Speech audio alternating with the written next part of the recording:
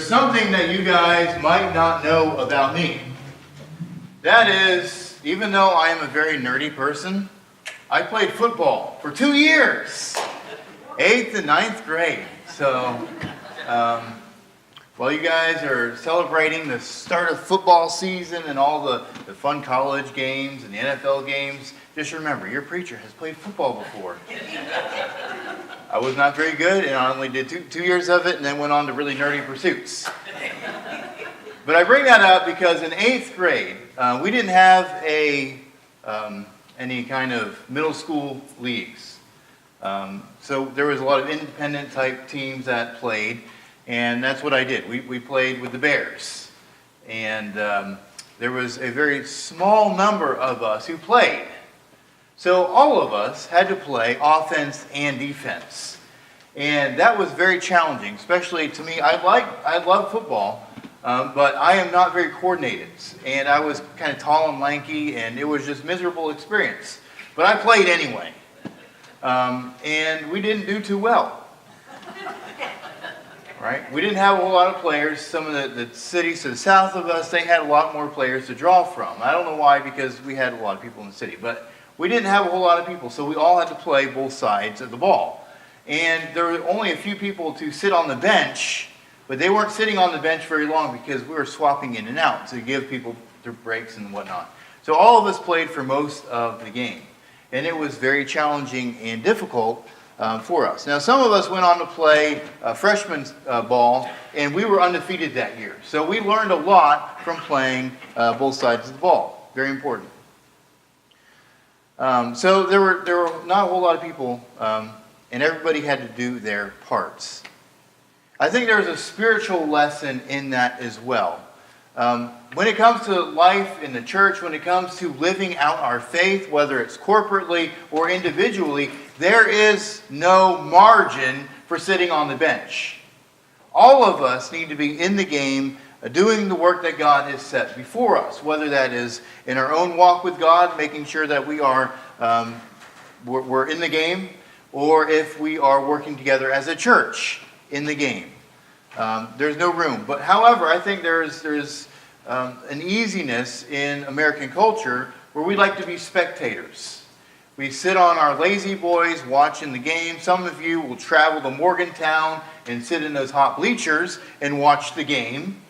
But beyond that, of course, it would be illegal for you to hop on the field and try to play. You'd get arrested. But we are content with just watching. We sit down and watch TV. We don't participate in the drama that's unfolding. We like to watch. But being a spectator is not a part of the life of the church. We are not meant to just come in warm pews and that's it.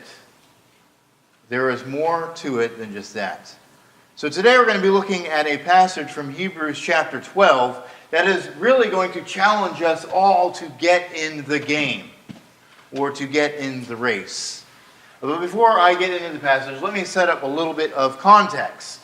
In Hebrews chapter 11, the author, we don't know who the author of Hebrews is or was. It is unknown. There are some clues that it may or may not have been Paul. Really, it's hard to tell.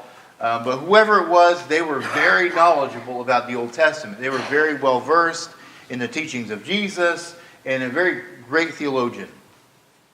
In chapter 11 of Hebrews, we read about the power of faith and what people went through and what they did, what they accomplished because they had great faith in God. And the author begins by saying, "Now faith is the assurance of things hoped for, the conviction of things not seen.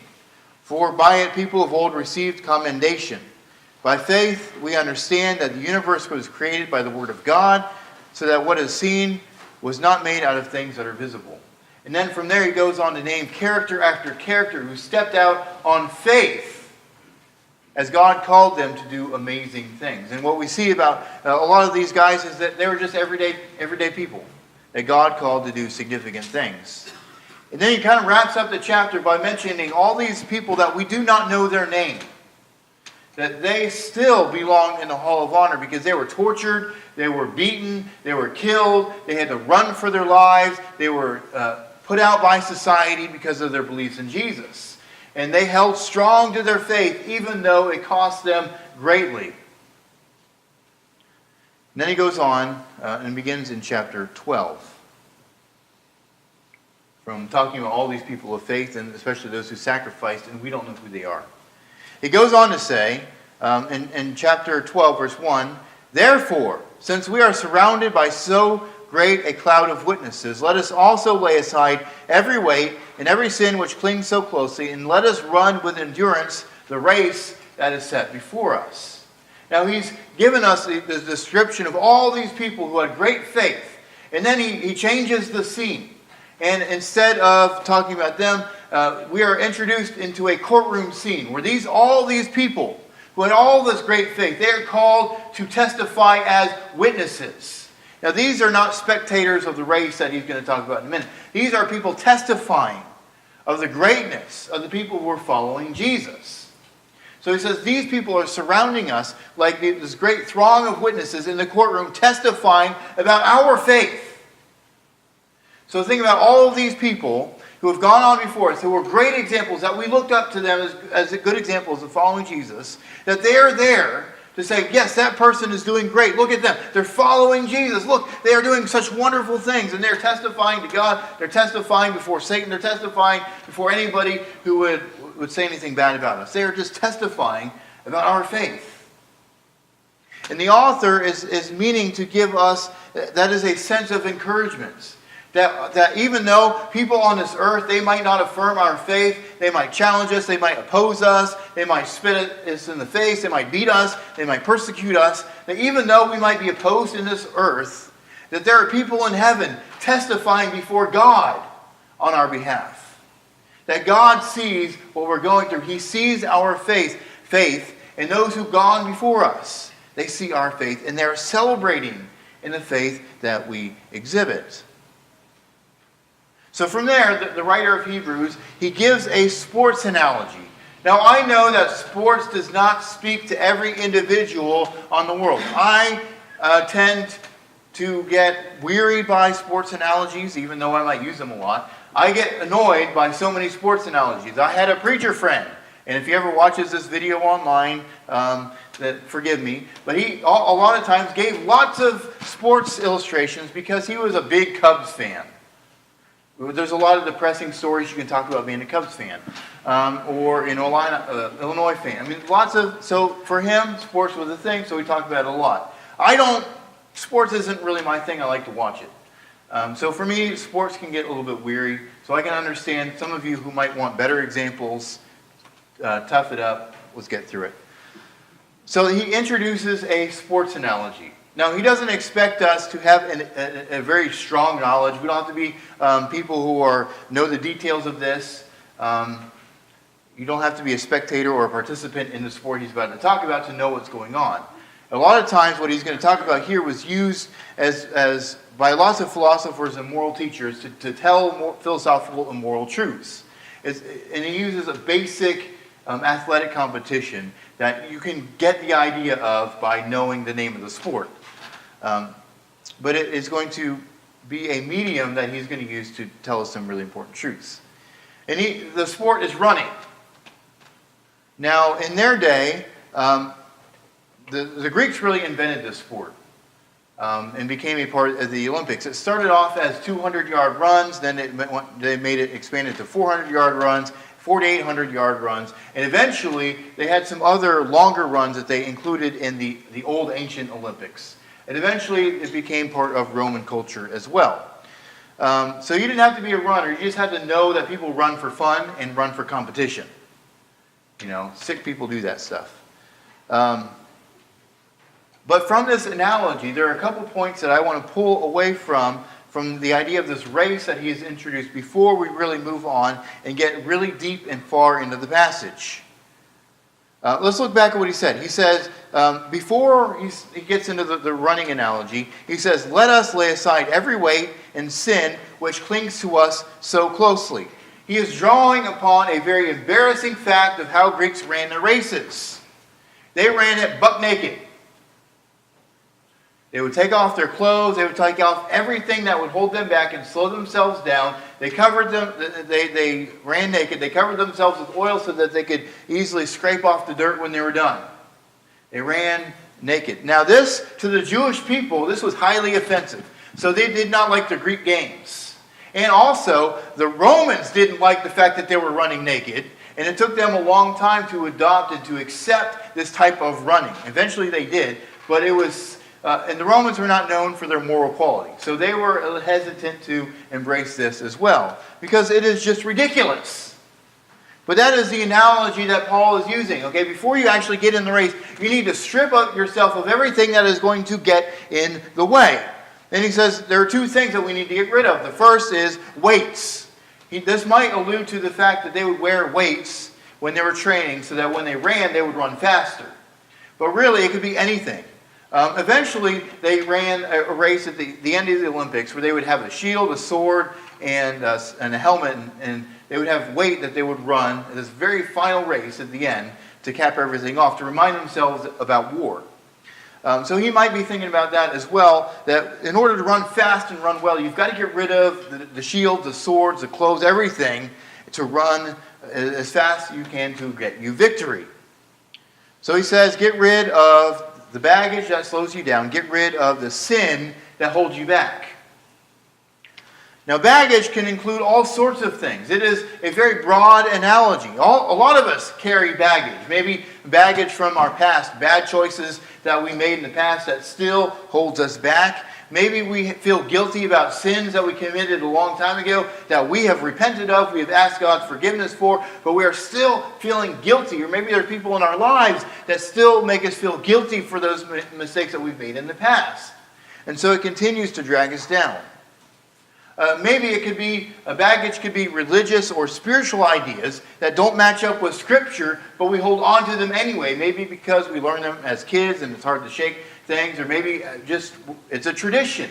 And we don't want to reject a certain tradition from our lives or from our beliefs, so we hold on to it tightly. Like example, there are some Christian denominations who the preacher gets up and he wears a robe when he speaks. You know, a white robe or a dark robe, and they have ribbons and things. No, I'm sorry, I don't do that, okay? We can get rid of those types of... You don't see me wearing a suit and tie. That's a tradition that we have had in the past that really has nothing to do with Scripture. So sometimes, that's just an example. Sometimes those things get in the way, and we need to get rid of them. Or maybe there are some habits or hobbies that we have in our life that consumes our time and our energy. That we pour so much time and energy into something that we don't have enough time and energy for other things.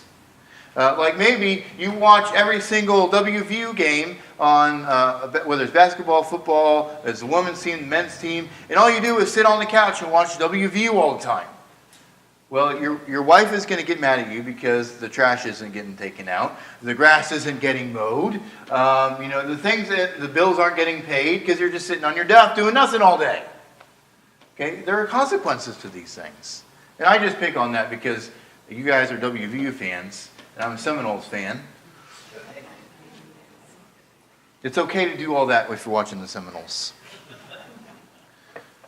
Sins that he says to get rid of can include anything that we knowingly do, that God says not to do, but we keep doing it anyway, and we make excuses for why it's okay. That's got to go. Because sin can take away our time, our focus, our energy from serving God into doing this thing that is deeply selfish. Sin is absolutely selfish. And when it comes to God and serving Him, it's all about Him and it's not about us. And if we make our sin and ourselves, it's about us. And we're totally missing the point. So we've got to do what the passage says, and we've got to get rid of all of these things. We've got to stop holding on to it, holding on to the sins and the baggage, because it will hold us back. It will hold us back in our relationship with God. It will hold us back in our relationship with one another. It will hold us back from doing the things that God wants us to do in this world. But oftentimes we put the temporary comfort and the temporary pleasure of these things ahead of following God. But sometimes it can be hard to let go of these things. It can be awkward. Sometimes it makes us to change our whole lives, to change our whole way of thinking. And change is hard and difficult, and we oppose it at all turns. but it is necessary. So sometimes we have to endure a little bit of pain and discomfort to get rid of these things, but in the end, we're going to be better off for it. But we've got to do it. We've got to let go. Okay, so now that we've gotten rid of all of these things, we can move on. We can be ready to get up and start running.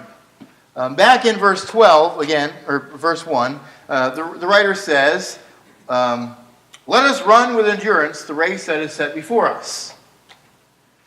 Let me give you a Captain Obvious statement of the day. Captain Obvious is when somebody says something that is so obvious, it is insulting to you that they would even say it. Okay, so here's your Captain Obvious statement of the day. There is a race. There is a race to be run. Hello, it says it here in the text. We know that there is a race. But as he says, the race is set before us.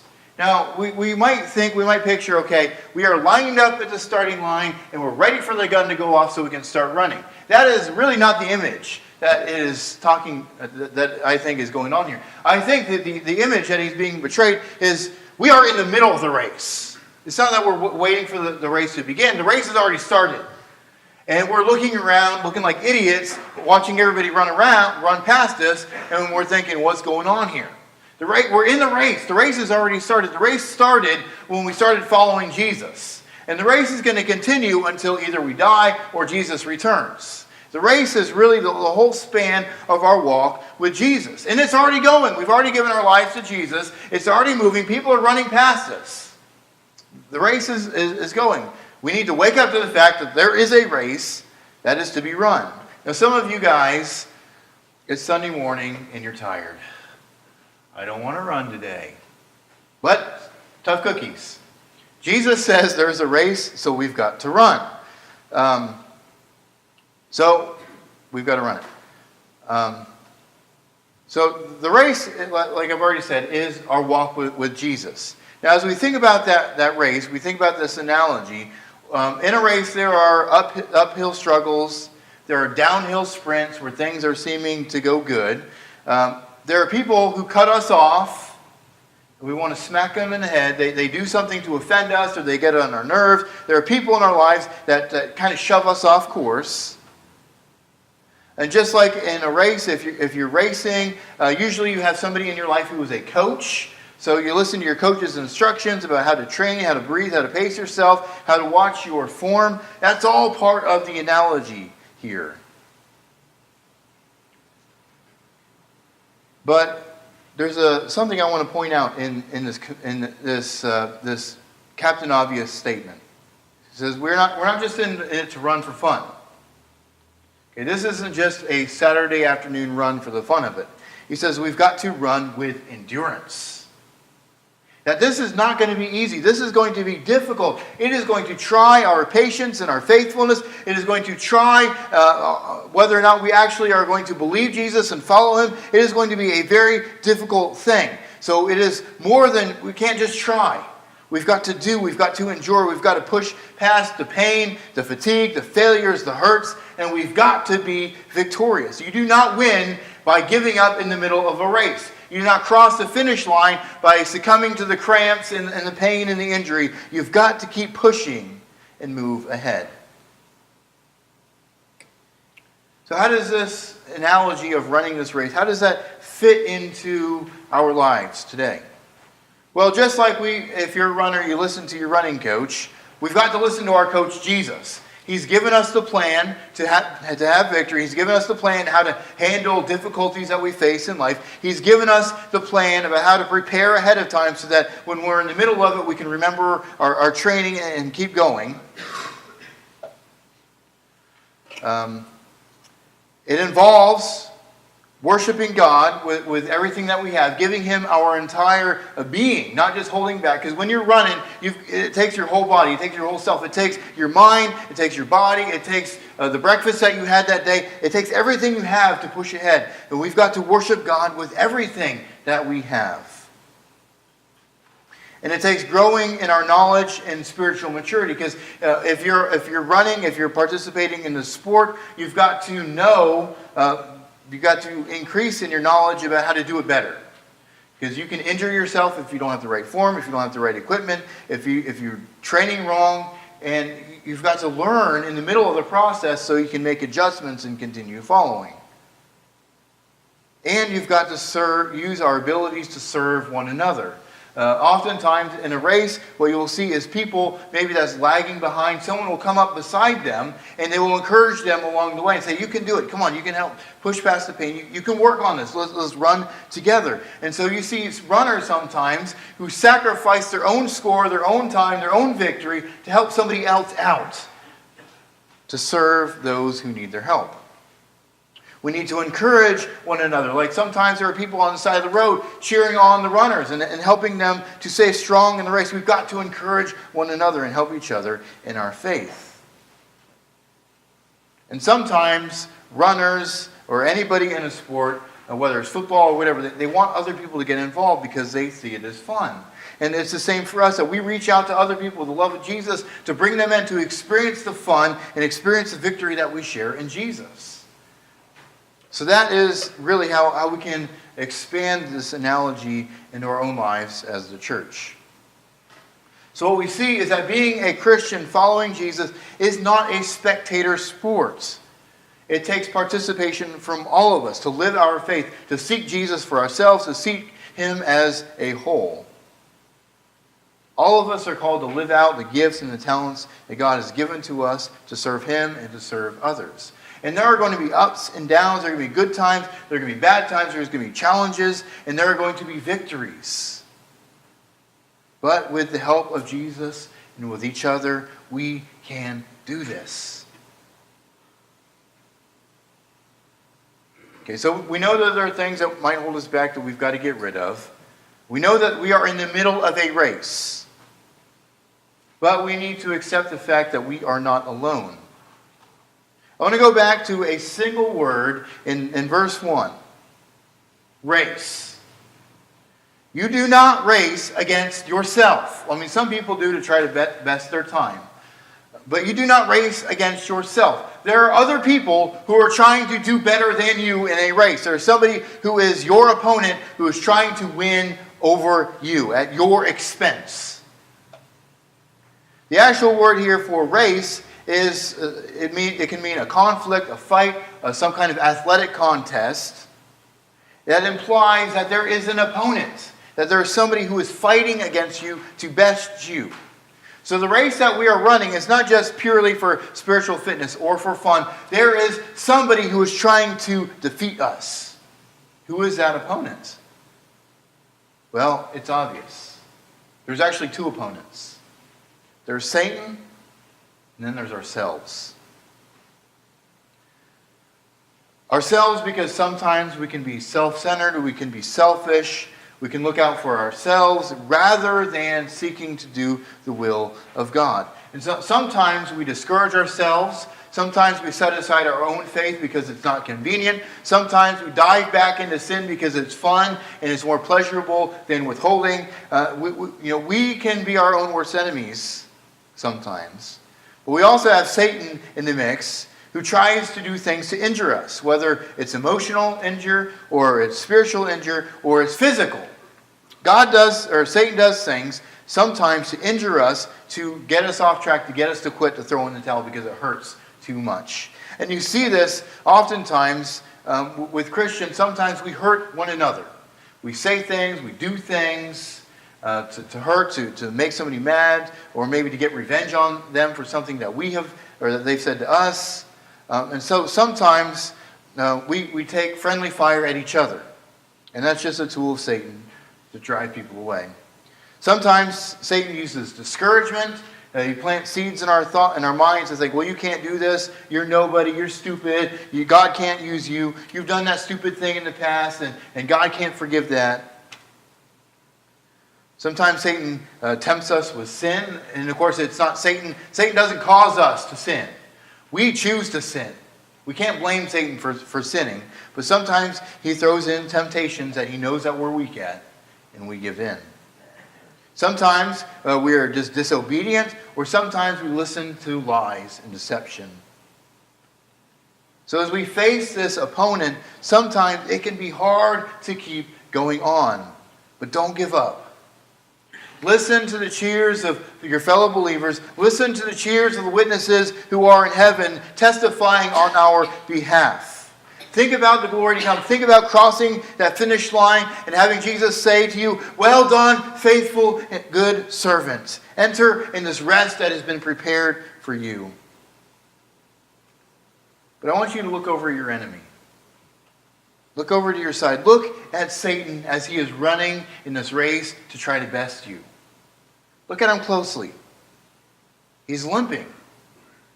He's not running at full speed. He's got a limp. He can barely catch his breath.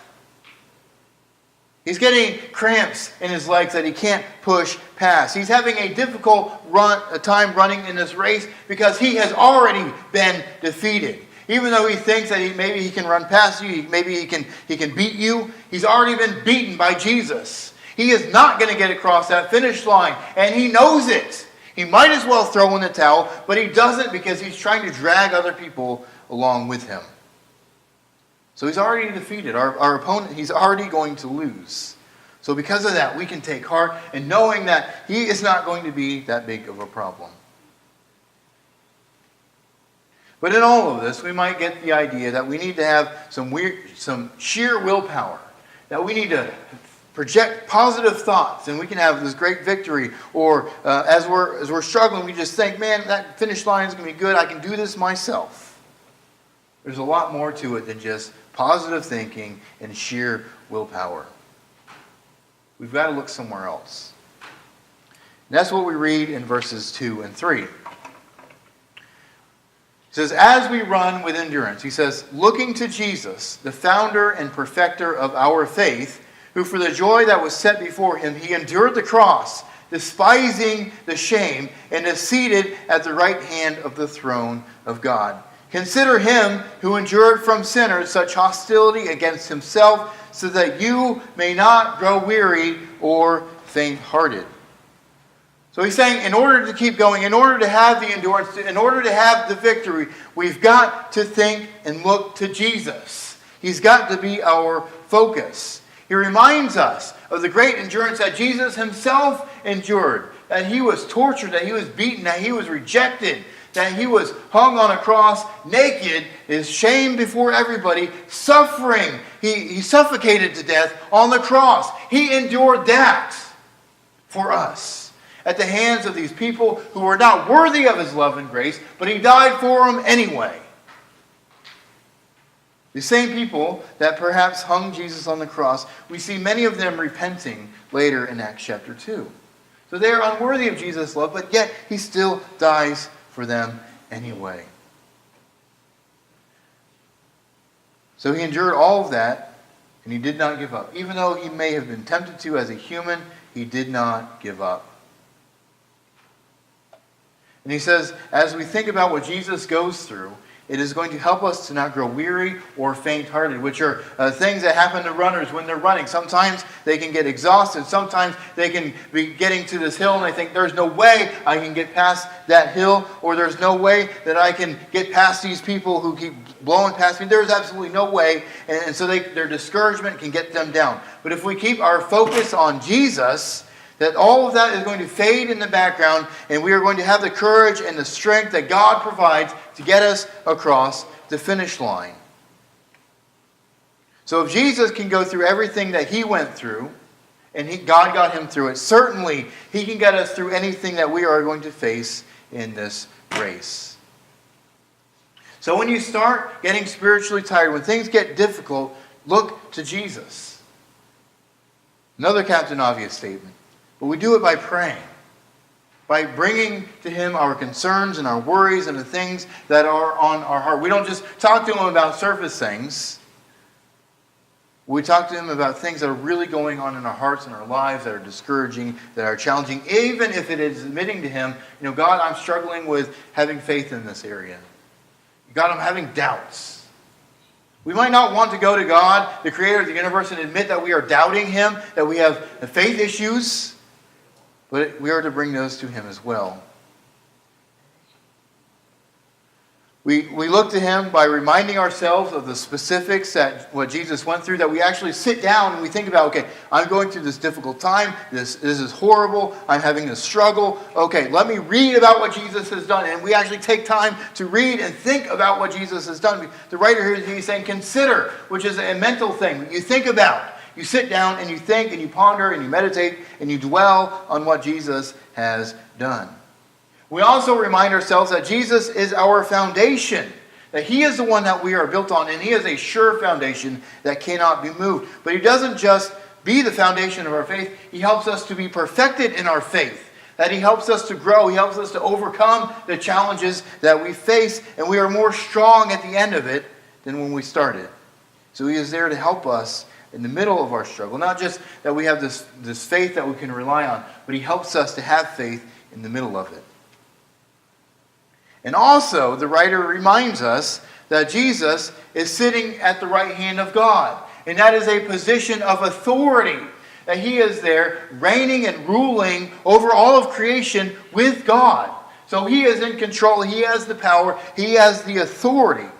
So even though we might seem overwhelmed or overpowered by things going on in life, that Jesus is in control. He's going to work it out for his glory. And we just need to trust that he's going to do that. So take time to bring your troubles and your concerns to Jesus. Don't think maybe that he's going to judge you for opening up to him. He wants you to open up and share with him what's going on in your heart. Take time to think about who he is and what he has done. And this happens best perhaps by setting aside a few minutes each day to remind yourself of who Jesus was and talk to him and share with him what's going on in your life. So we've got this sports analogy, this idea of running. This is our life with Jesus. It is not fun. It is difficult. We have an opponent. And sometimes we just want to throw in the towel. But we know that when we look to Jesus, he can help us to have victory. So what should we do? Knowing all the things that we've just talked about, what should we do? This is what I want us to do. I want us to clear the bench. I want us to all get off the bench, take our faith seriously, and start living for Jesus. No longer being content to be a spectator, watching somebody else have strong faith, watching somebody else have the faith that can move mountains, watching somebody else serve God and do great things for the kingdom. But it's all, each one of us, get off the bench and get in the race and do the things that God has called us to do. And we need to do that personally, and we need to do that corporately.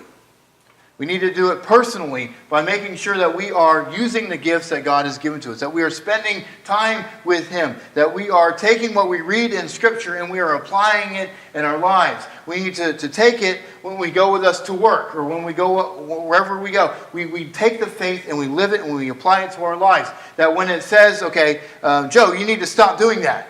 That I listen to the Word of God and in faith I step out and I stop doing that. Or when God says, Joe, you need to go serve that person. I say, well, that's going to be uncomfortable and awkward. And I've got to say, that's whatever. And I've got to go serve. So whatever God is personally calling us to do, we've got to do it. We've got to live our faith and integrate it into our lives. We also all need to do it as a congregation. Because there's a lot of work to be done. There are a lot of people in the world who do not know Jesus. And it is our job, as we run this race, to bring people to the race so that they can have victory as well. And I realize that we're just getting done with summer. We're just getting done with Labor Day weekend, and nobody showed up for church, including me. Just kidding. We had a break in summer, and things kind of slope off in the summer. But we really need to gain momentum. We need to pick up momentum and be the church and do the things that the church does. And be involved as individuals and as a church about things that are going on. Because there's a lot of things that we want to do. There's a lot of things that we all want to do. There's a lot of people who need Jesus. And we've all got to get off our butts, get off the bench, and get in the game and run. For example, I've had many people say, well, how about we introduce some new songs? Just a simple thing. Well, you know what? We need people to do new songs. We need people to sing who can get up here and lead in the singing by knowing the songs and practicing the songs and leading people in the singing. And it can't be just a couple of people who have been helping with the singing. And it can't just be Sarah. It can't just be Carol. We need other people who perhaps are involved with cantatas, who get up and sing in front of other people to perhaps set aside the embarrassment of getting up in front of other people and participating with singing. You do it with other people. You do it in the pews. Let's just help other people. If you know the songs, let's get up and sing. That's just one example. But, there are things that we want to do. It takes all of us working together. And we all have different phases. We all have different stages in our lives of things that we can do and can't do at different times in our lives. And that's okay. Sometimes when you're older, your pace slacks off a bit, but that's okay. As long as we're continuing to move forward, that's good. But following Jesus is not easy. This race that he has set before us is not always easy. It is physically, emotionally, spiritually strenuous. It takes time. It takes sacrifice. But if we run with endurance, we will be given a crown of life. We will have great victory through Jesus. So there's a race going on. Let's not watch people run by. Let's get up and run well. Church, it's time for us to live out our faith and clear the bench and get in the game.